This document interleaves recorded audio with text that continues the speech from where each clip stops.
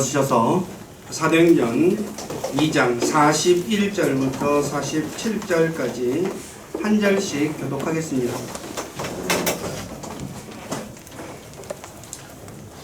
그때 그의 말을 기쁘게 받아들인 자들이 침례를 받음에 바로 그날에 3,000혼 가량이 그들에게 더해지니라.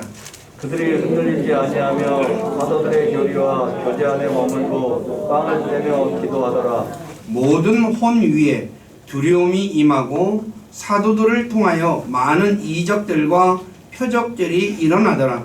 믿은 모든 사람들이 함께 지내며 모든 것을 공동으로 소유하고 자기의 소유와 재산을 팔아 각 사람의 필요대로 모든 사람에게 나누어 주며 또 날마다 한마음이 되어 성전에 거하고 집에서 집으로 돌아가며 빵을 떼면서 단일한 마음으로 즐겁게 자기들의 음식을 먹고 하나님을 찬양하며 온 백성에게 호감을 얻으니 주께서 구원받아야 할 자들을 날마다 교회에 더하시니라. 아멘. 앉으시기 바랍니다. 잠깐 기도하고 말씀 전하겠습니다. 아버지 하나님 감사합니다. 코로나가 많이 확산되어서 참 일상의 많은 활동에 제약을 받고 있지만 그래도 첫째 날 우리를 권하신 주님 앞에 나와 찬양하며 예배할 수 있도록 은혜도 주시고 믿음도 주시고 환경도 허락해 주신 아버지께 감사를 드립니다. 이 시간에도 이곳에 함께 하셔서 저희 예배 받으시고 기록된 말씀을 통해서 초대교회의 아름다운 모습을 우리가 살펴보고자 합니다. 우리에게 지혜와 이해력을 주셔서 말씀이 무엇을 말씀하는지 깨닫게 도와주시고 말씀을 통해서 자신을 비춰보게 하시고 그래서 내가 잘못한 것이 있거나 부족한 것이 있으면 고쳐서 진짜 하나님 앞에 바르게 살아가는 저희 모두가 되기를 원합니다. 우리를 진리 가운데로 이끌어 주시고 영광을 받으시옵소서. 코로나로 확진되어서 이 자리에 참여하지 못하는 지체들, 또 여러 가지 사정이 있어서 참여하지 못하는 지체들 어디 있던 간에 주님의 은혜 안에 머물게 하시고 또 주님께서 치료해 주셔서 건강한 모습으로 함께 만나 주님을 찬양하고 예배하는 삶 살아가도록 이끌어 주시고 영광을 받으시옵소서. 또 부족하고 연약한 저를 이곳에 세워서 하나님의 말씀을 전하게 하신 아버지께 감사를 드립니다. 인간의 생각이나 뜻을 전하지 않게 하시고 오직 살아계신 하나님의 말씀만을 신실하게 전해서 말씀을 듣는 우리 지체들을 말씀 위에 굳건하게 세워주는 저가 되기를 원합니다. 저의 생각과 입술을 붙잡아 주시고 주님의 선한 도구로 사용하셔서 주님만 홀로 영광을 받으시옵소서. 남은 시간을 주님께 의탁하며 우리 주 예수 그리스도 이름 안에서 기도드립니다. 아멘. 자, 오늘 사도행전 2장 41절에서 47절의 말씀은 초대교회의 아름다운 모습이 기록되어 있습니다. 다시 말해 베드로의 설교를 통해 구원받은 자들이 한 일 5가지라고 써있는데 6가지입니다. 사도들의 교리와 교제 안에 머물고 빵을 떼고 기도하고 또 모든 사람이 함께 거하고 모든 것을 공동으로 소유하고 나누고 그 다음에 하나님을 찬양하는 모습이 기록되어 있습니다. 그리고 사도들을 통해서 많은 이적과 표적들이 있었고 그리고 백성들에게 호감을 얻으니까 하나님께서 구원받아야 할 자들을 교회에 더하셨다라고 말하죠. 그래서 오늘은 이 초대교회의 아름다운 모습 6가지와 그 결과에 대해서 말씀을 전하겠습니다. 첫째, 사도들이 교리에 굳게 거했습니다. 성경에 정확하게 사도들의 교리가 무엇인지 언급하고 있지 않아 모르겠습니다만 사도들의 교리는 주 예수님의 교리임에 분명할 것입니다. 그러니까 사도들은 예수님의 것을 전하는 사람들이니까 예수님의 교리는 예수님께서 말씀하신 것을 가리키며 아버지로부터 온 것입니다. 그리고 하나님의 교리, 그리스도의 교리, 주의 교리라고 기록되어 있고 사도 바울은 이것을 나의 교리라고 말하고 있습니다. 이 교리는 건전한 교리입니다. 이 건전한 교리는 율법에 일치하는 것입니다. 그러니까 왜냐하면 디모데전서 1장 9에서 10절에 보면 율법은 건전한 교리에 역행하는 것으로 인해 만들어졌다라고 말하는데 그것이 바로 제가 읽어드릴게요. 이것을 알라 곧 율법은 의로운 사람을 인해 만들어지지 아니하고 오직 법을 무시하는 자와 불순종하는 자와 경건치 아니한 자와 죄인과 거룩하지 아니한 자와 속된 자와 아버지를 죽이는 자와 어머니를 죽이는 자와 사람을 죽이는 자와 음행을 일삼는 자와 남자와 더불어 자기를 더럽히는 자와 동성애자입니다. 사람을 납치하는 자와 거짓말하는 자와 위증하는 자와 하면서 이런 것을 위해서 율법이 만들어졌다 그랬어요. 근데 그 밖에 무엇이든지 다른 것이 있으면 건전한 교리에 역행하는 것으로 인해 만들어졌다. 그러니까 율법은 건전한 교리에 일치하는 거죠. 그러니까 율법에서 말하는 기본 정신, 하나님의 사랑, 이웃 사랑, 그 두 가지에 벗어나는 것은 건전한 것이 아니라는 것을 알 수 있습니다. 그러므로 그리스도인들은 율법에 반대되는 것을 가르치는 사람들이 있다면 그러한 사람들과 함께 하지 말아야 합니다. 또 예를 들어 성경에 보면 마귀들의 교리가 있습니다. 디모데전서 4장 1에서 4절에 기록되어 있는데 결혼을 금하는 것, 결혼하지 말라. 오늘날 또 이 극단적으로 말세를 이제 주님의 재림을 주장하는 사람들 중에 주님이 곧 오실 건데 결혼해서 뭐해? 라고 하는 사람들이 있죠. 그 마귀들의 교리입니다. 카톨릭에서도 신부와 수녀들을 결혼 안 시키죠. 그것도 마찬가지입니다. 그 다음에 음식을 가려 먹는 것. 예, 구약의 레위기 11장에 나오는 음식을 가려 먹는 것. 즉 안식일 교회 사람들 있죠. 이런 마귀들의 교리를 가르치는 사람들입니다. 이런 사람들하고 가까이 하면 안 됩니다. 그 다음에 사람들의 교리가 있는데 그것은 성경의 전통이라는 이름으로 가르치는 것입니다. 예를 들어서 음식을 먹을 때 꼭 손을 씻고 먹어야 한다.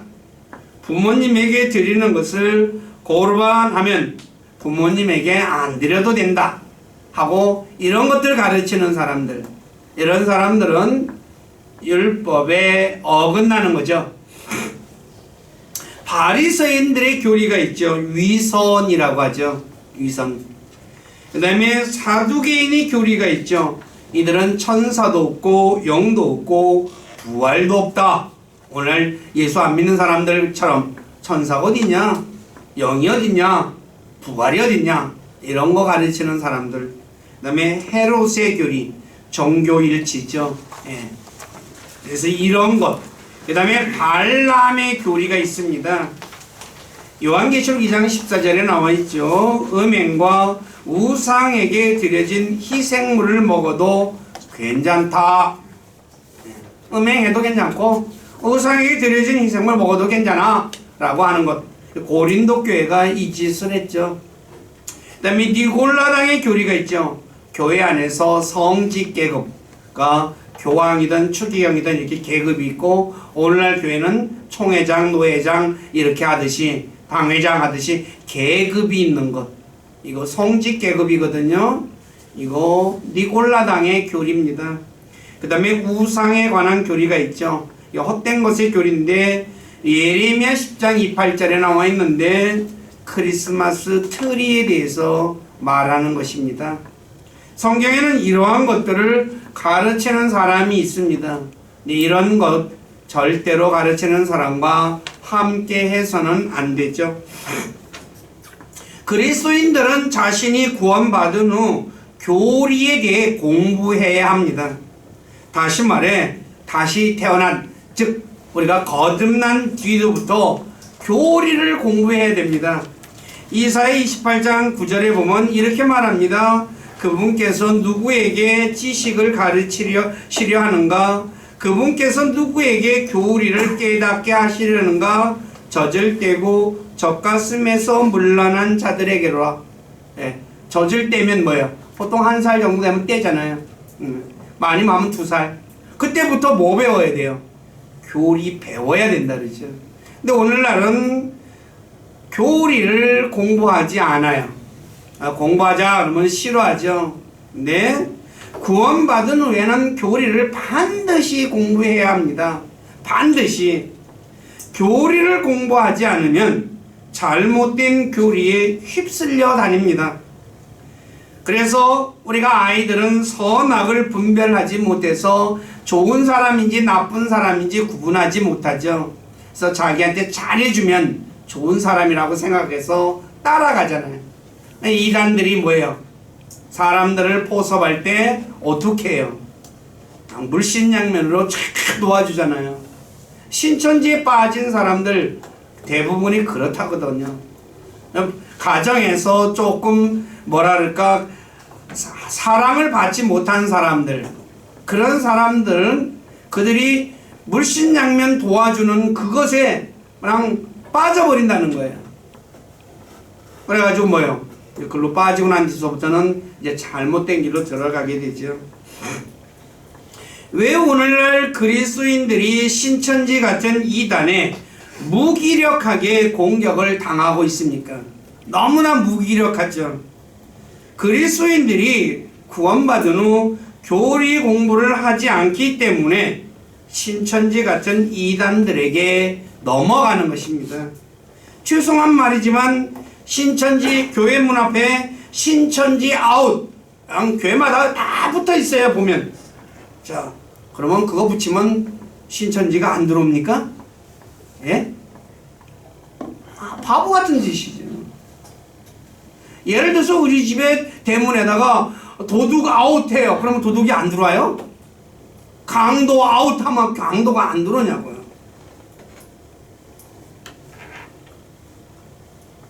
그들은 이런 거 보고 콧방귀 끼죠. 아, 우리를 무서워하는구나. 우리가 그들보다 낫구나. 그렇게 착각한다는 거죠. 그리스도인들이 구원에 관한 교리를 모르면 구원받은 후 율법을 지켜야 구원을 완성한다거나 이 설교 무지하게 많죠. 오늘 책들 보면 구원받은 후 잃어버린다는 거 진짜 많습니다. 책들 중에. 또 구원받았다 하더라도 죄를 지으면 잃어버린다. 요한계시록 7장에 기록된 14만 4천에 들어와야 구원받는다. 신천지도 똑같죠. 여호와의 증인도 같죠. 안식일 교회도 옛날에 이거 가지고 하다가 사람이 늘어나니까 없어져 버렸죠. 아니면 자신이 믿더라도 구원받은 후에 믿어줘야 한다. 이 박진영 씨가 요새 이것 때문에 굉장히 말을 많이 했어요. 제 아는 분이 전주의 김재근 목사님이 박진영 씨가 이 일의 교회에서 형제가 하는 교회에서 5일간 세미나를 열었어요.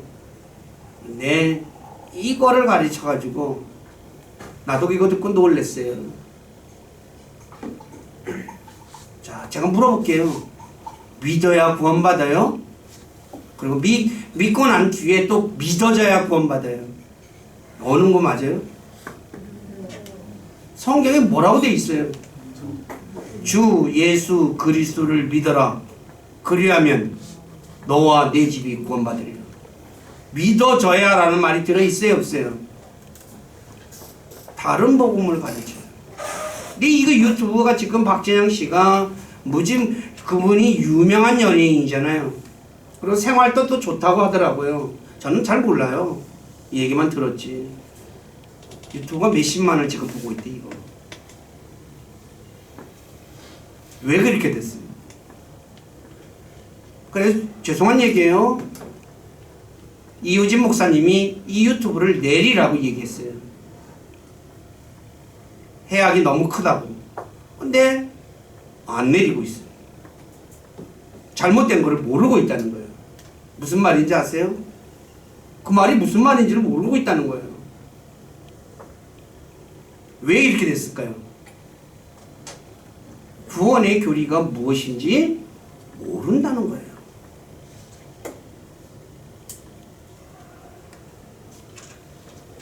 저와 여러분들은 이 교리를 정확하게 알아야 합니다. 제가 우리 교회에서 천국이라고 개혁성경에 되어 있는 천국과 하나님의 왕국, 그러니까 하늘의 왕국과 하나님의 왕국은 다른 왕국이에요. 근데 방송 설교 들어보세요. 다 같다고 얘기하잖아요. 왜 그래요? 교리를 공부하지 않으니까 천국이라고 번역되어 있으니까 죽어서 가는 곳으로 아는 거예요. 그러니 어떻게 되겠어요? 같은 거라고 생각하는 건 당연하죠. 다른 거예요. 그러니까 천국 비유를 가지고 마태복음에서 구원 잃어버린다는 얘기 굉장히 많잖아요. 그러니까 책들, 유명한 사람들이 쓴 책들 보세요. 다 구원 받았다 하더라도 행실이 좋아야 한다. 그런 이상한 소리들 하거든요. 심각한 얘기입니다. 교리 공부 안 하면 누가 손해일까요? 예? 제가 손해일까요? 여러분이 손해일까요? 공부해야 됩니다. 누구를 위해서? 자신을 위해서. 예수 열심히 믿었는데 헛것 믿으면 어떻게 되겠어요? 그리고 매일 내가 구원 잃어버릴까봐 불안한 가운데 살아가는 것, 그것처럼 괴로운 게 어디 있어요? 우리 하나님이 나 버릴까봐 불안해서 어떻게 살아요?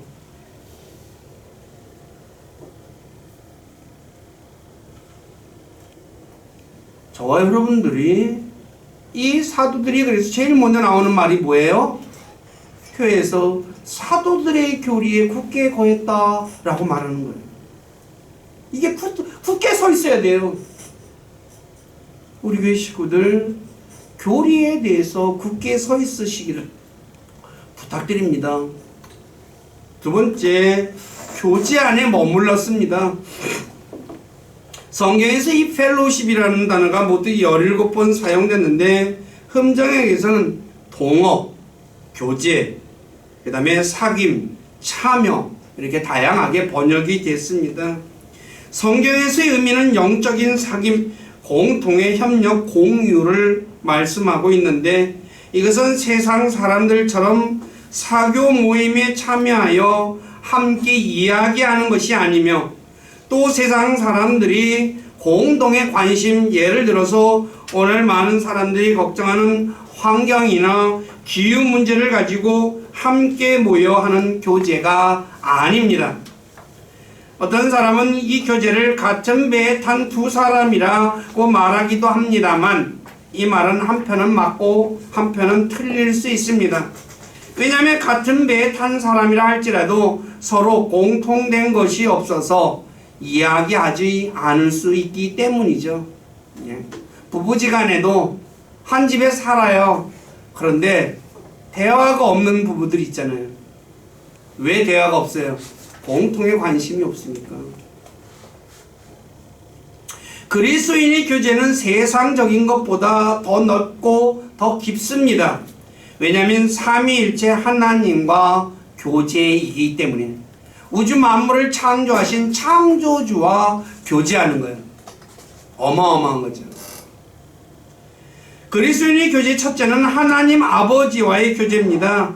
요한일서 1장 3절에 이렇게 말합니다. 우리가 보고 들은 그것을 너희에게 밝히 드러내면 너희 또한 우리와 교제하게 하려 함이니 참으로 우리의 교제는 아버지와 함께 하는 것이며 그분의 아들 예수 그리스도와 함께 하는 것이다 라고 말하죠.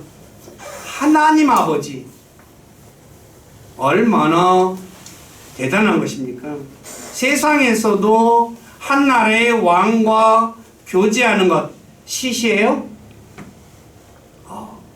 대통령하고 나 오늘 대통령하고 만나서 이런 얘기했어. 자랑하잖아요.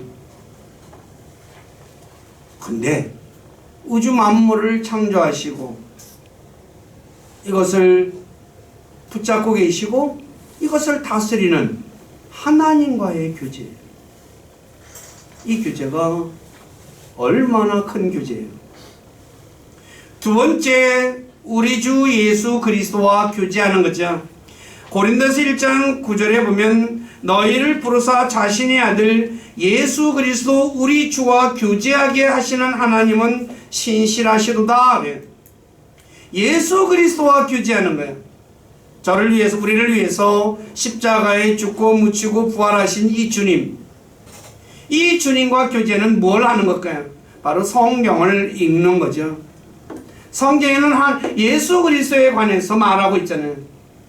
그러니까 바로 성경을 통해서 예수님이 어떤 분이고 그분이 무엇을 하셨고 그분이 앞으로 무엇을 하실 것인가를 아는 거죠. 어마어마한 거죠. 그 다음에 성령님과의 교제가 있죠. 빌립보 2장 1절에 그러므로 그리스도 안에서 무슨 안위나 사랑의 무슨 위로나 성령의 무슨 교제나 무슨 인장이나 국률이 있거든 그래요. 성령님은 성경을 기록한 저자죠. 성경을 깨닫게 해주죠. 네, 우리가 성경을 읽어도 깨닫지 못하는 것들이 많아요. 네, 하나님께서 성령 하나님이 우리에게 조명을 빛을 비춰주면 이게 이 말씀이구나 깨달아요. 시시한 걸까요? 어마어마한 거예요. 그리스도인들은 삼일체 하나님과의 교제를 통해서 힘을 얻고 위로받고 모든 어려움을 이겨나갈 수 있죠. 내가 하나님에 대해서 알면은 하나님을 더 신뢰하게 되죠. 알면 더 의지하게 되죠. 그리고 알면 더 소망을 갖게 되죠. 그러니까 이 교제는 어마어마한 거예요. 근데 많은 그리스도인들이 이 교제에 대해서 잘 모르고 있다는 거죠. 우리 교회 식구들, 바로 삼위일체 하나님과의 교제는 하나님과 기도, 성경을 읽고 성경을 통해서 하나님이 깨닫게 해주는 것. 그래서 이것을 아는 사람과 모르는 사람의 차이는 신앙생활에서 하늘과 땅만큼 차이가 난다는 것 잊지 마시기 바랍니다. 그 다음에 네 번째, 다른 그리스도인들과의 교제가 있습니다. 갈라디아 2장 9절에 보니까 또 기둥같이 여겨지던 야고보와 게바와 요한은 내게 주신 은혜를 깨닫고 나와 바나바에게 오른손을 내밀어 교제를 청하였으니 그래요. 그러니까 그러니까 사도들, 게바는 베드로죠. 그러니까 야고보, 베드로, 요한이 바울에게 베푸시는 은혜를 알고 난 뒤에 바울과 바나바에게 손을 내밀어서 교제를 해요. 네, 바로 이 그리스도인들과의 교제는 바로 위로받고 믿음을 굳건하게 할 수 있고 환난 가운데 소망을 가지고 살아갈 수 있게 해주는 것입니다. 사도 바울이 고린도후서 1장 4절에 이렇게 말하죠. 그분께서 우리의 모든 환난 중에서 우리를 위로하심은 우리 자신이 하나님께 위로를 받을 때 얻은 위로를 힘입어 우리가 어떤 고난 중에 있는 자들도 능히 위로하게 하려 하심이라. 먼저 받은 거를 또 어려운 가운데 있는 사람들, 자기하고 동일한 어려운 가운데 있는 사람을 위로해 준다는 거죠. 그리스도인의 교제는 바로 이렇게 엄청난 것입니다. 근데 오늘 그리스도인들은 이런 교제를 안 해요. 왜요? 내가 어디 어려운 거 있으면 나만 다른 그리스도인들에게 이야기하는 것을 부끄럽게 생각하는 사람들이 굉장히 많아요. 그리스도인은 절대로 그리해서는 안 돼요. 우리가 옛 말이 있죠. 병도 알려야 한다 그러죠. 병. 내가 무슨 병 앓고 있다. 알리라는 거예요. 왜 알리라 그래요? 알리다 보면 그 병을 고친 사람이 나한테 처방을 해주는 것들이 있다는 거예요. 그래서 그대로 하면 또 어떻게 해요? 낫는 거잖아요. 그러니까 내가 어려운 가운데 있을 때 이야기해야 한다는 거죠. 근데 오늘날 그리스도인들은 이야기를 안 하려고 한다는 거예요. 부끄럽게 생각한다는 거죠. 그건 스스로를 어떻게 만드는 거예요? 자기를 더 고통스럽게 만드는 거예요. 내가 아파요. 근데 말 안 해. 그러면 어떻게 돼요? 안에서 더 고통스럽죠. 그리고 다른 사람이 그를 위해서 기도해 줄 수 있겠어요? 모르는데. 하나님이나 아시지 인간이 어떻게 알아요? 내가 어떤 형편에 또 어려운 가운데 처했어요. 창피하다고 안 알려요. 어떻게 돼요? 모르잖아요. 그래서 자기 것을 오픈하는 것, 이거 바로 그것을 해결받는 아주 빠른 지름길이라는 것 잊지 마시기 바랍니다. 살펴봤듯이 그리스도인의 교제는 삼위일체 하나님과 다른 그리스도인들과 교제이며 복음 안에서 교제입니다.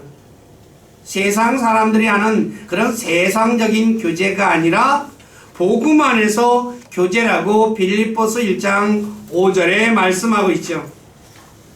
그리고 그리스도인들은 교제하지 말아야 할 대상이 있습니다. 마귀, 불의, 어둠의 일, 이런 것들과는 교제하지 말아야 합니다. 마귀와의 교제는 우상에게 드려진 희생물을 먹는 것이라고 고린도전서 10장 2절에 말씀하고 있고, 고린도서 6장 14절에는 불의를 행하는 것을 바로 불의에 교제하는 것이라고 말하고 있고, 그 다음에 어둠의 일과의 교제는 어둠의 일에 참여하는 것, 에베소 5장 11절에 말씀하고 있죠. 어둠의 일 하는 것, 그건 어둠의 일과 교제하는 것입니다. 그리고 우리 교회 식구들은 이런 나쁜 교제는 하면 안 된다는 것 잊지 마시기를 바랍니다. 세 번째, 빵을 떼었습니다.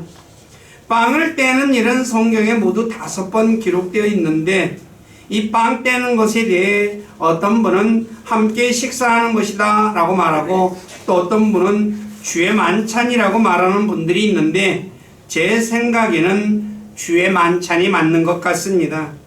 왜냐하면 사도행전 2장 46절에 보면 빵을 떼면서 그 다음에 단일한 마음으로 즐겁게 자기들의 음식을 먹었다고 2가지로 말씀하고 있기 때문이죠. 즉 빵을 떼는 것과 식사를 구분해서 말하고 있어요. 그런데 무엇보다 고린도전서 10장 16절에서 이 빵 떼는 것이 그리스도의 몸에 참여하는 것이라고 말씀하고 있기 때문에 빵을 떼는 것은 주님의 만찬을 말하고 있다고 할 수 있습니다. 그러니까 모여가지고 주님의 만찬을 통해서 주님의 죽으심을 기억했다는 거죠. 그래서 우리 교회도 한 달에 한 번씩 하던 만찬을 이 코로나가 되니까 잔도 남게 나누고 만져야 되니까 그래서 지금 못하고 있죠. 좀 있으면 우리가 다시 만찬을 하는 날이 올 것입니다. 그래서 그리스도인들은 모이면은 주의 만찬을 행해서 주님의 죽으심을 기억해야 합니다. 세 번째, 기도했습니다. 기도는 하나님 아버지께 주 예수 그리스도의 이름으로 성령님의 도우심으로 자신의 필요를 하나님께 요청하는 것입니다. 기도가. 그러니까 대상은 하늘의 아버지, 또 예수님의 이름으로, 성령님이 도움으로, 그리고 그리스도인들이 함께 기도하는 것은 하나님의 응답을 받는 비결입니다. 예수님께서 마태복음 18장 19에서 20절에 내가 다시 너희에게 이르노니 너희 중에 두 사람이 자기들이 구할 어떤 것에 대하여 땅에서 한 마음이 되면, 여기서 한 마음으로, 즉 일치돼야 된다는 거죠. 저 사람하고 나하고 생각이 일치되는 거예요, 마음이. 그래서 되면 하늘에 계신 내 아버지께서 그들을 위해 그것을 행하시리라. 두세 사람이 내 이름으로 함께 모인 곳에 나도 거기에 그들의 한가운데 있느니라 라고 하셨죠.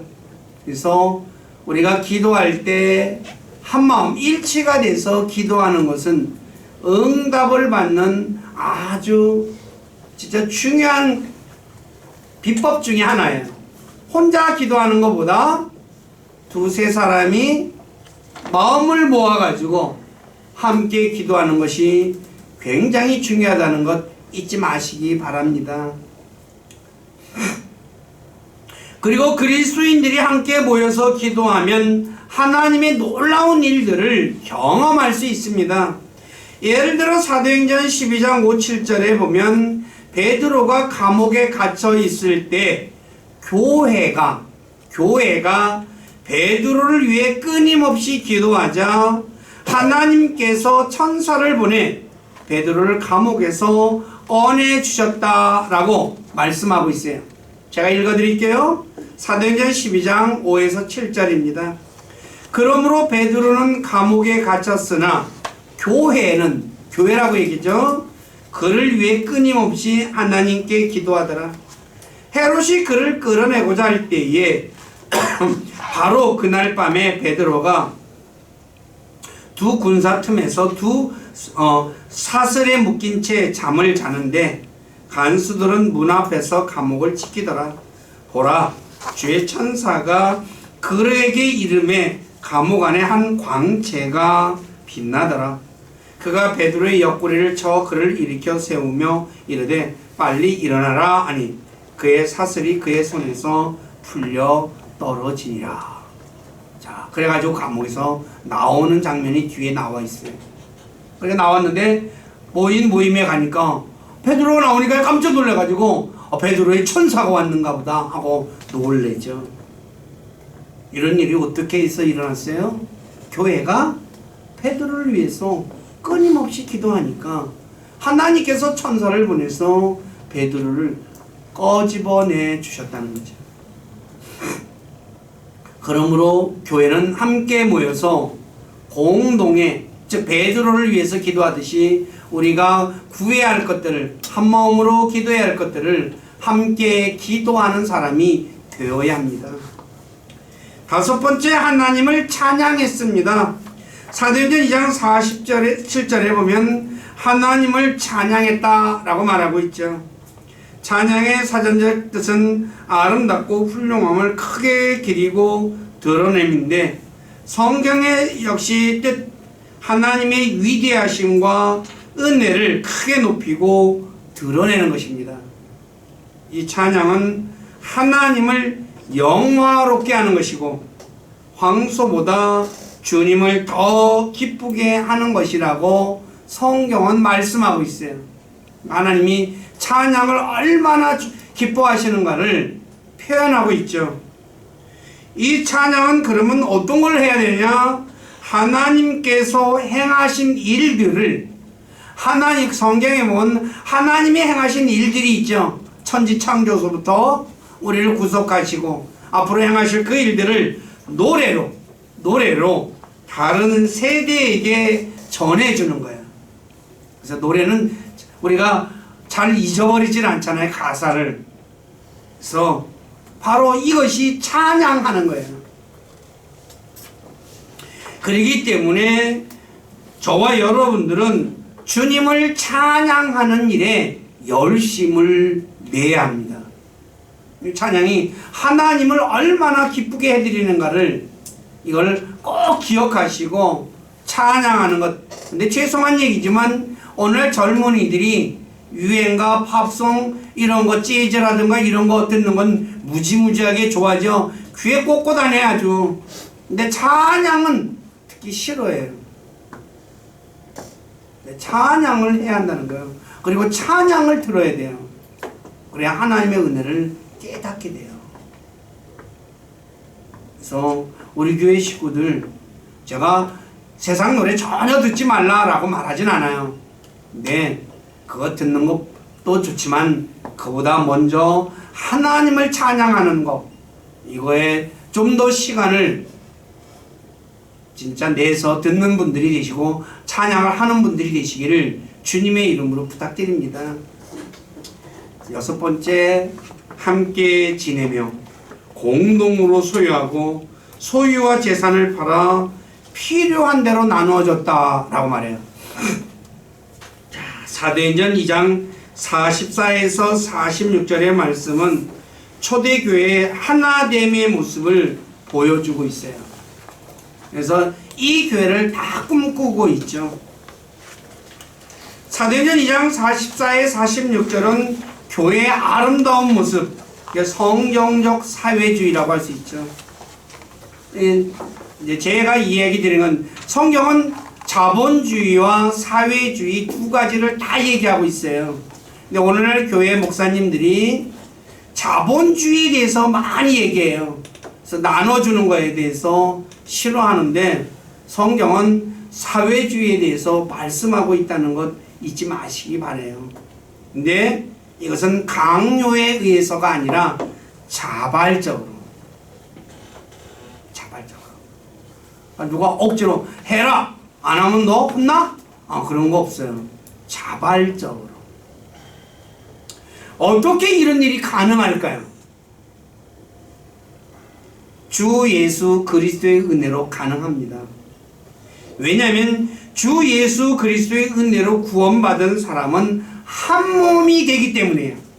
자, 고린도서 12장 13절 이하에 보면 우리가 유대인이나 이방인이나 매인자나 자유론자나 모두 한 성령에 의해 침례를 받아 한 몸 안으로 들어왔으며, 그렇죠.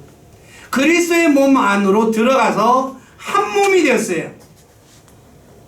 자, 결혼한 부부를 가리켜 한 몸이라고 말하죠.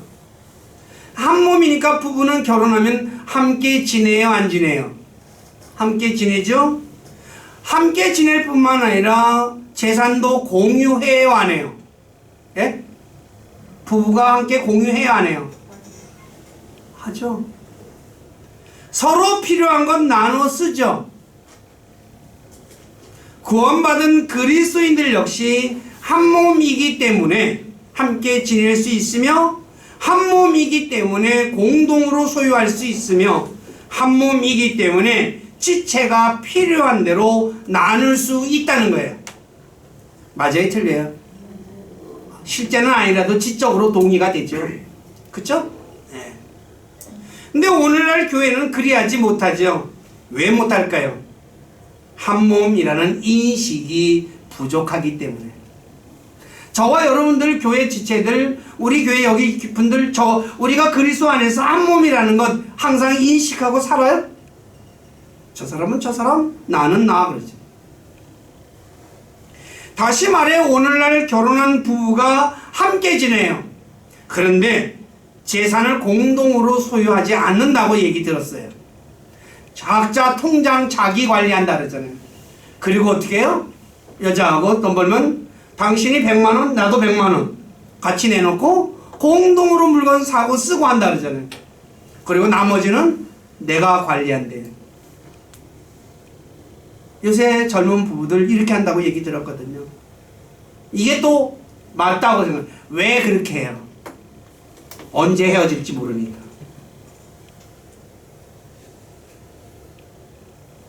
한 몸이에요, 아니에요? 부부들 같은 집에 살고 같이 방에서 살지만 실제는 한 몸이 아니에요. 생각이 어디가 있어요 지금? 헤어질 줄 모른다는 거기 가서 꽂혀 있어. 정상이에요, 비정상이에요?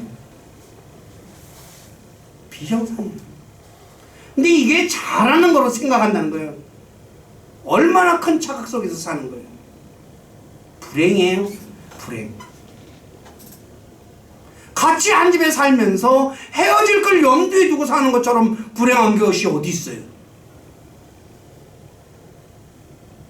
헤어질 때는 헤어지더라도 함께 지내고 함께 공동으로 소유하고 함께 해야지 정상이죠. 그렇잖아요. 사정이 있어서 헤어지더라도 헤어질 때는 헤어지더라도 그 전까지는 어떻게 살아야 돼요? 하나가 되어 살아야 정상이에요. 근데 아니라는 거죠. 오늘 교회 또 어떻게 해요? 한 몸이라는 인식이 없어요. 다 각자 개개인. 그러니 교회가 초대교회와 같은 모습이 이루어질 수 있을까요? 없을까요? 이루어질 수가 없죠.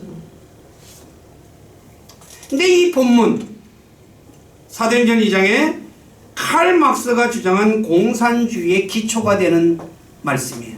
칼 막스가 이거를 기초해서 공산주의를 만들어낸 거거든요. 근데 공산주의는 어떻게 하는 거예요? 위에서 싹 해가지고 나눠주는 거죠. 어떻게 하는 거예요? 강제로 하는 거죠. 자발적으로 하지 않고. 근데 교회는 어떻게 해요? 자발적인 거예요. 오늘 집단으로 생활하는 공동체들이 있죠. 이 교회를 본받아서 사도행전 2장을 본받아가지고 옛날에 박계선의 신앙촌, 박명호의 엘리야 복음 선교원, 이거 아시는지 모르겠는데 옛날에 있었어요. 지금 있는지 없는지 저도 정확하게 모르겠어요. 신천지도 마찬가지죠. 공동으로 함께 생활하잖아요. 각자 떨어져 있기도 하지만 이 말씀을 모태로 해서 생겨난 곳이에요. 네, 집단으로 생활하는 것이 언뜻 보기엔 좋아 보이지만 완전하게 행하기는 쉽지 않습니다. 왜냐하면 함께 생활하면 좋은 점도 있지만 나쁜 점도 있기 때문입니다. 이 부분에 관해서 제가 좀 시간을 쓰겠습니다. 둘, 나쁜 점. 첫째, 복음이 전파되지 않습니다. 사람은 함께 모이면 흩어지지 않습니다. 무엇보다 사람이 함께 모이면 하나님을 영화롭게 하기보다 하나님을 대적합니다. 믿는 사람인데 어떻게 대적해? 아닙니다. 자, 믿지 않는 사람일 경우에 바벨탑 사건 한번 아시죠? 창세기 11장에 보니까 뭐라고 하나? 또 이르되 자 우리가 우리를 위하여 도시와 탑을 세우고 탑의 꼭대기를 하늘에까지 닿게 하여 우리가 우리를 위하여 이름을 내고 이로써 온 지면에 널리 흩어짐을 면하자. 창세기 11장 4절에서 함께 모여 누구를 위해 이름을 내자고 말하고 있습니까? 우리를 위해 이름을 내자고 말하고 있지 않습니까? 이것은 오늘날 큰 집단을 이룬 무리들을 보면 잘 알 수 있습니다. 누구의 이름을 냅니까? 예? 지도자 이름이죠. 박태선, 신앙촌도 박태선이죠. 엘리야 복음 선교원도 박명호죠. 이만희죠. 신천지. 다 있어요. 누구 이름 내는 거예요? 그 집단의 지도자 이름. 오늘 대형교회를 또 보십시오. 누구 이름 냅니까? 우리 목사님, 우리 목사님.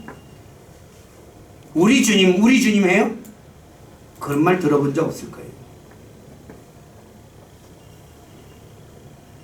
많은 무리가 함께 모이는 것이 반드시 좋은 것이 아니에요. 그리고 또 복음이 함께 모이면 복음이 전파되지 않습니다. 이것은 집단 생활하는 사람들의 무리를 보면 잘 알 수 있습니다. 예를 박계선의 신앙촌 한번 보십시오. 옛날엔 굉장했거든요. 그들의 집단이 더 커졌습니까? 거의 소멸됐습니까? 제가 정확히는 알지 못하지만 겨우 이름만 존재하는 것 같아요. 아직도 신앙촌이라는 이름으로 물건이 나오더라고요. 별로 없어요. 박명호도 마찬가지고. 근데 신천지도 또 이제 나중에 되면 이만희 죽고 나면 또 어떻게 돼요? 쪼개질 거예요.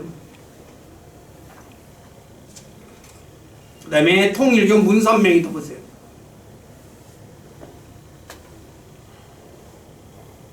이것을 아시는 하나님께서는 핍박을 통해 그리스도인들을 흩어버리신 거죠. 사도행전 8장 1절에 보십시오. 사울이 그의 죽음에 동의하더라. 그때 예루살렘에 있던 교회에 대한 큰 핍박이 있어서 사도들 외에는 그들이 다 유대와 사마리아의 지역들로 두루 널리 흩어지니라. 하나님이 핍박하게 만들어서 흩어버려요. 함께 모이니까 이것들이 모여가지고 맨날 끼리끼리만 놀아. 그러니까 어떻게 해요? 안 되겠어. 하나님은 복음을 전해야 되잖아요. 사도행전 11장 9절 19절에도 똑같죠. 이제 스데반으로 인하여 일어난 핍박으로 말미암아 널리 흩어진 자들이 멀리 베니게와 키프로스와 안디옥까지 여행하며 오직 유대인들에게만 말씀을 선포하더라. 이 당시에는 유대인들에게만 선포했어요. 이방인에게까지는 아직 그 의미를 정확히 깨닫지 못했던 거죠. 그러니까 하나님이 어떻게 해요? 똘똘 뭉치니까 흩어버리시는 거예요.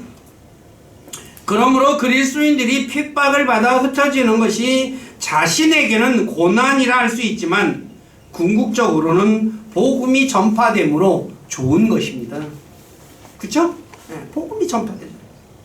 그 다음에 두 번째, 집단으로 생각하면 반드시 놀고 먹는 사람이 생깁니다. 예를 들어 20대 80 법칙 있는데 이태리 경제학자 파레토가 발견했다고 합니다. 이거 들어보셨죠? 네, 옛날에. 이 법칙은 작은 부분이 대부분의 결과를 이루어낸다는 것인데, 예를 들어 20%의 소비자가 전체 매출의 80%를 차지하고, 그러니까 백화점이 VIP 고객을 따로 관리한다 그러잖아요. 네. 그 사람들이 매출의 한 진짜 절반 이상을 차지하니까 국민 20%가 전체 부의 80%를 차지한대. 우리나라도 그렇잖아요. 직장에서 20%의 근로자가 80%의 일을 한대요. 다시 말해 20%는 열심히 일하고 나머지 80%는 적당히 일하고 놀고 먹으려고 한다는 거죠. 근데 교회도 마찬가지라는 거예요. 마찬가지로 교회가 자신들이 필요한 것을 나누어 주므로, 가만히 있어도 나눠주니까 일하고 싶어요? 안 하고 싶어요? 안 하죠. 공산주의도 마찬가지잖아요. 그래서 일하지 않는 사람이 생겨나는 거죠. 그래서 사도 바울이 데살로니가후서 3장 10절에서 일하기 싫거든 먹지 말라라고 말하는 거예요. 일하기 싫으면 먹지 마라. 왜 먹냐 이거예요. 왜 이런 얘기를 해요? 초대교회에 놀고 먹는 사람이 생겨난 겁니다. 그 다음에 데살로니가후서 4장 11절에 자신의 일을 하고 손으로 일하는 것을 힘쓰라 라고 했는데 영어로는 study라고 되어 있습니다. 이거 배우라는 얘기죠. 자, 내가 일하는 거 배워라 이거예요. 놀고 먹으려고 하지 말라는 거죠. 그리고 잠언 6장 68절에서 놀고 먹으려는 사람에게 개미에게 가서 배우라 라고 말해요. 우리가 이서부화에 나오는 개미와 배짱이 이야기 있잖아요. 이 잠언서 6장 8절에 아주 잘 말씀해 주고 있어요. 제가 읽어드릴게요. 너 게으른 자야 그래요. 놀고 먹는 사람들에게 개미에게 가서 개미의 길들을 깊이 살펴보고 지혜로운 자가 되라. 개미는 인도자도 없고 감독도 없고 치리자도 없으되 여름에 자기의 먹을 것을 예비하며 수확 때 자기 양식을 모으느니라. 놀고 먹지 말라는 거죠. 무엇보다 그리스도인들은 내 손으로 수고해서 주변에 가난한 자를 도와야 돼요. 이게 굉장히 중요한 거예요. 나만 먹어서는 안 돼요. 에베소상 28절에 보십시오. 도둑질을 한 자는 더 이상 도둑질하지 말고 오히려 노동을 하여 궁핍한 자에게 줄 수 있도록 자기 손으로 선한 것을 할지니라. 노동해가지고 뭐 하래요? 나만 먹으래요? 예? 궁핍한 자에게 주도록 하라. 오늘 저와 여러분들 어떻습니까? 오늘 그리스도인들 중에서 내가 땀 흘려 번 것을 왜 궁핍한 자에게 줘야 하느냐라고 묻는 사람이 얼마나 많아요. 가난한 사람들 나라에서도 가난한 사람에게 나눠주는 것에 대해서 그리스도인들 중에 펄펄 뛰는 사람들 있죠. 그죠? 선거 끝났으니까 얘기 드릴게요. 자본주의 얘기하면서 그냥 교회가 그리스도인들이 왜 가난한 자에게 주냐 이거야 하고 이야기하는 사람이 너무나 많아요. 근데 성경은 뭐라고 얘기를 하고 있어요? 노동해가지고 예? 너만 먹으라 그래요? 궁핍한 자에게 도와주라 그래요. 이게 그리스도인의 정신이에요. 하나님이 원하는 거고.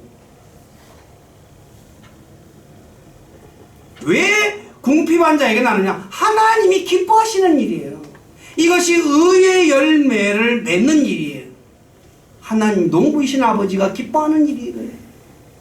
근데 이거에 대해서 쌍심지 키고 확 거품 물면서 막 반대하는 그리스도인들이 얼마나 많은지 몰라요. 우리 교회 식구들 그런 분들 한 번도 없기를 부탁드려요. 제가 성경 공부 조금 하는 시간이 있으면 구약 성경에 나오는 희년이라는 것에 대해서 한번 성경 공부를 하면서 이 부분에 관해서 성경이 뭐라고 말하는지를 한번 얘기해 드릴게요. 네, 하나님께서는 레위기 25장에 희년의 법을 제정했어요. 이스라엘 백성들을 한 번도 지킨 적이 없어요. 무슨 말인지 알아요? 한 번도 안 지켰어요. 안식년도 한 번 안 지켰는데 어떻게 희년을 지킬 수 있겠어요?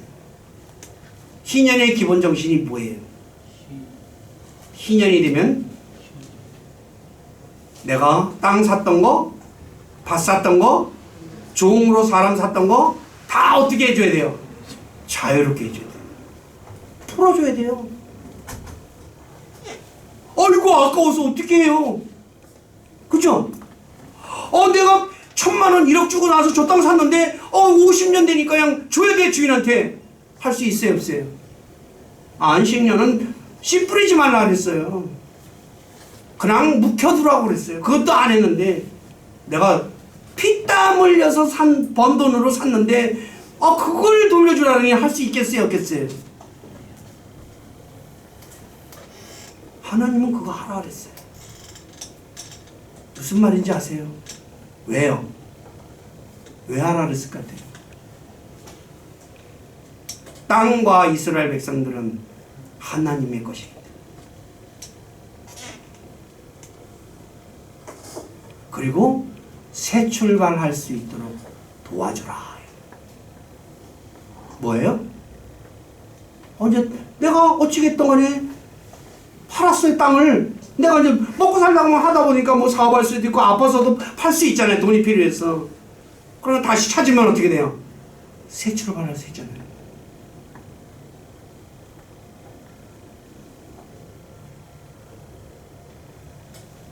오늘날 교회가요 잘못돼도 너무 잘못됐어요. 너무나 이기적이에요. 그러면서 뭐예요? 하나님 사랑한대. 새빨간 거짓말하는 거예요. 심도 안 바르고 거짓말하는 거예요. 하나님 사랑은 무슨 사랑이에요? 내 말, 하나님 말씀도 안 지키면서 하려고 흉내나 내면서 사랑한다 해야 돼요. 그건 나중에 더 얘기 드리고요. 세 번째, 반드시 편애하는 사람이 생겨요. 함께 살면 예를 들어 교회에서 배급을 나눠주잖아요. 근데 어떻게 해요? 자신과 가까운 사람에게 더 많이 줘요. 그로 인해 서로 불평과 다툼과 미움이 발생해요. 자, 사도행전 6장 1절에 보십시오. 그 무렵에 제자들의 수가 크게 늘어났는데 그리스말을 하는 사람들이 자기들의 과부들이 날마다 주는 배급에서 빠짐으로 히브리 사람들에게 불평을 터뜨리니라. 누구부터 줘요? 먼저 유대인들부터 먼저 주는 거야. 그러니까 딴 사람들 후순위로 밀려버려요. 이건 제가 알아요. 제가 군대 있을 때 훈련소에서 밥을 배식했거든요. 6주간을. 제 옆에 훈련받는 애한테, 그러니까 내 옆에 이제 동기죠. 걔가 밥판을 딱 들고 오면 밥을 딱 해가지고 더 줘요.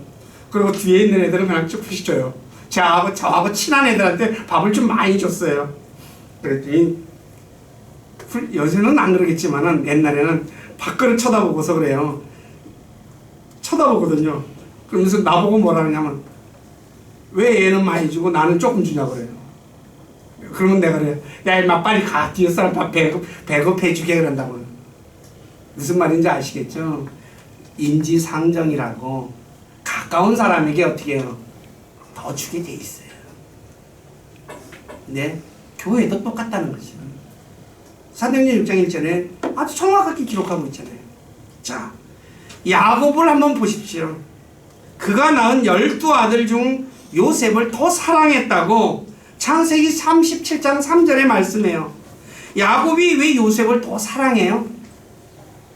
자신이 사랑하는 라헬이 야곱의 노년에 낳은 아들이기 때문에 더 사랑했어요. 오늘날도 늦둥이가 더 사랑받는 것과 같은 이치예요. 창세기 37장 3, 4절 한번 다 같이 읽어보시기 바래요. 시작.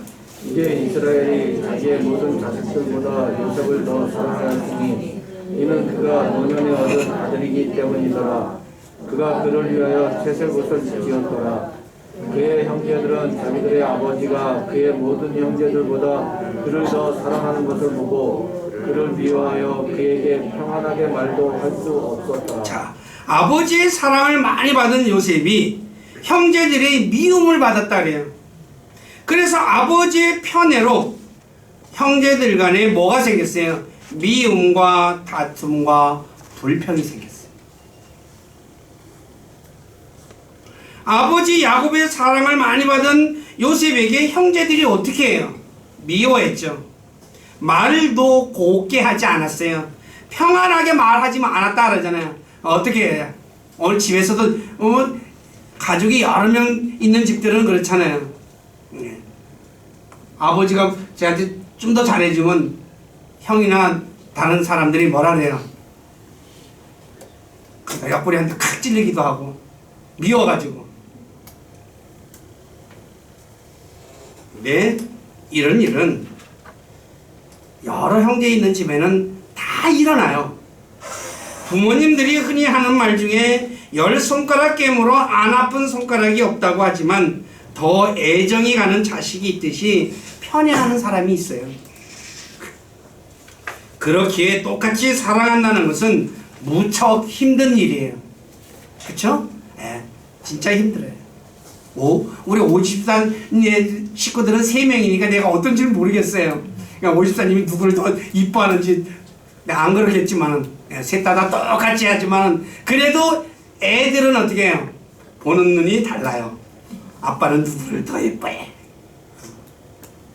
똑같이 한다고 해도 그렇다.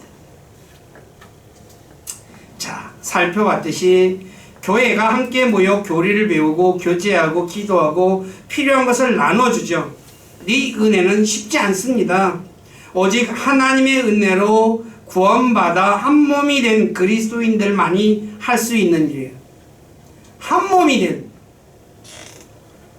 그러나 교회가 하나 되어 함께 거하게 되면 복음이 전파되지 않고 놀고 먹는 사람이 생기고 편애하는 일이 발생하므로 서로 사랑해야 할 형제 간의 미움과 다툼이 발생하는 거죠. 그러므로 교회는 한 몸이지만 함께 모여 집단으로 생활하는 것은 반드시 좋은 것은 아니라는 거예요. 그러니까 같이 집단으로 생활하는 것은 안 좋아요. 자, 마지막으로 결과에 대해서 살펴보겠습니다. 사도들을 통해 많은 이적과 표적들이 일어났다고 말하죠. 사도들이 행한 이적과 표적은 이들이 참 사도임을 증명하는 것입니다. 왜냐하면 고린도후서 12장 12절에 보면 진실로 내가 사도 바울이죠. 너희 가운데서 모든 인내와 표적들과 이적들과 능한 행위들로 사도의 표적들을 행하였노라. 그러나 거짓 사도는 이적과 표적이 없습니다. 그렇기에 자신이 사도라고 주장하는 사람이 있다면 에베소 교회처럼 시험해보고 믿어야 합니다. 오늘날에는 사도가 없습니다.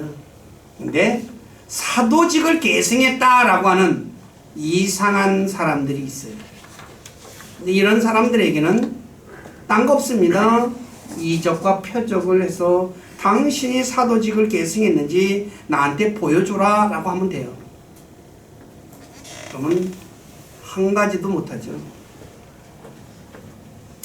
다시 말해 자신이 사도라는 말을 듣고 무조건 믿지 말아야 됩니다. 그리고 겉모습을 보고 믿어서도 안 되죠. 자, 왜냐하면 이들이 가장하는 사람, 빛의 천사로 저기 안 써놨네요. 제가 여기 보니까 고린도후서 11장에 보면 그러한 자들은 거짓 사도요 속이는 일꾼이며 자기를 그리스도의 사도로 가장하는 자들아. 그래요. 꾸미는 사람이라는 거죠.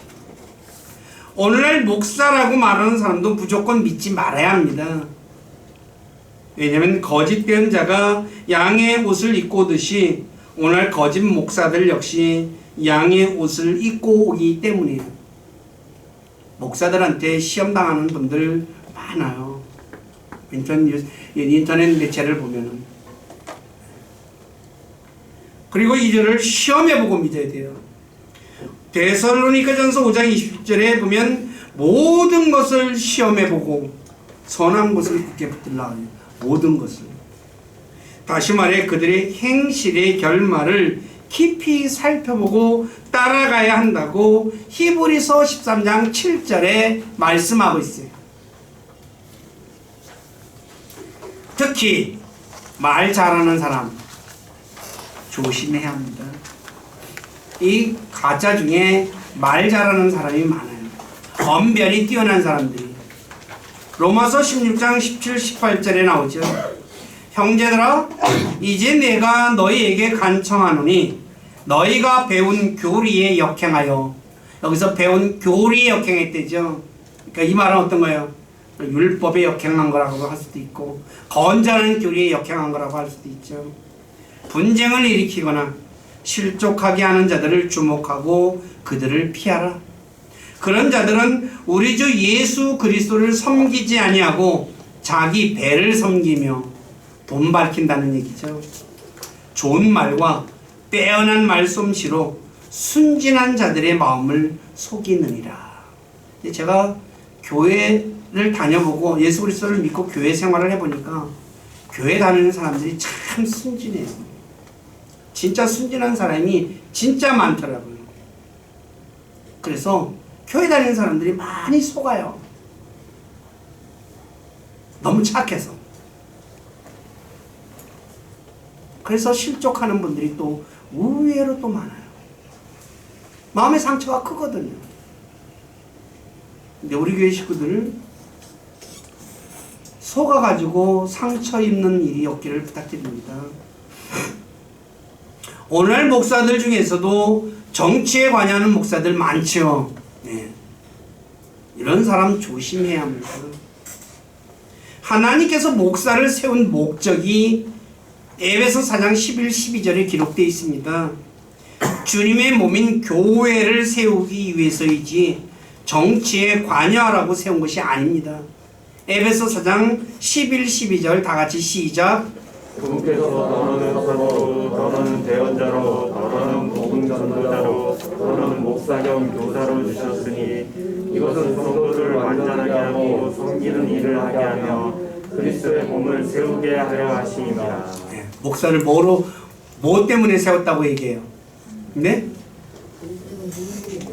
주님의 몸인 교회를 세우는 거예요. 성도들을 완전하게, 성도들을 성숙하게 만들어주고 교회를 세우는 거예요. 왜 정치에 뛰어들어요? 성도들은 목사가 얘기하는 것이라면 뭐예요? 그냥 아멘 하고 쫓아다니는 사람이 얼마나 많은지 몰라요.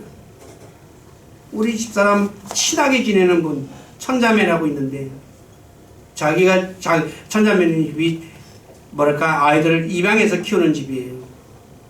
근데 그러니까 주변에서 많이 도와줘요. 또 아이들 입양해서 키우니까. 네, 그 도와주는 사람 중에 한 사람이 우리나라 유명한 정치인을 추종하는, 맹종하는 사람인 것 같아요. 그래서 그 목사에 대해서 싫은 소리 한마디 했대요.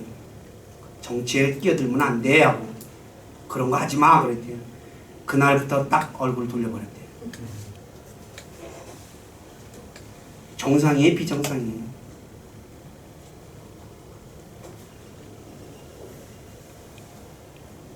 진짜 너무너무 안타까워요.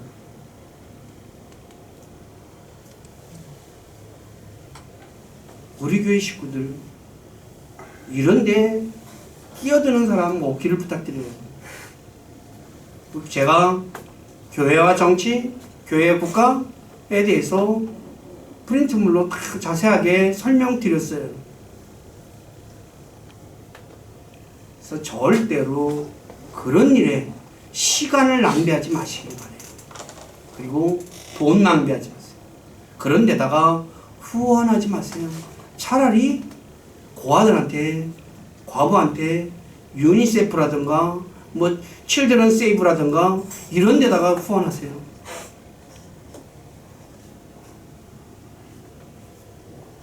그건 돕는 사람이에요.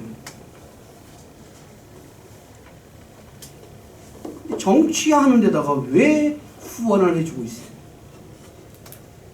제가 오늘은 조금 다른 말을 좀 많이 했는데 하도 답답해서 하는 소리예요. 두 번째, 온 백성에게 호감을 얻었다 그러죠. 구원받은 사람이 함께 모여 공부하고 교제하고 빵을 떼고 식사하고 기도하고 모든 것을 공동으로 소유하고 필요한 것을 나눠주는 모습을 본 이스라엘 백성들이 그리스도인들을 어떻게 생각하겠어요? 좋게 생각하는 것은 지극히 당연한 것 아니겠어요? 오늘날에도 우애가 좋은 형제들을 보면 뭐라고 말하게 합니까? 저 집 참 보기 좋아 그러잖아요. 근데 시편 133편 1절에 그렇게 말하고 있죠.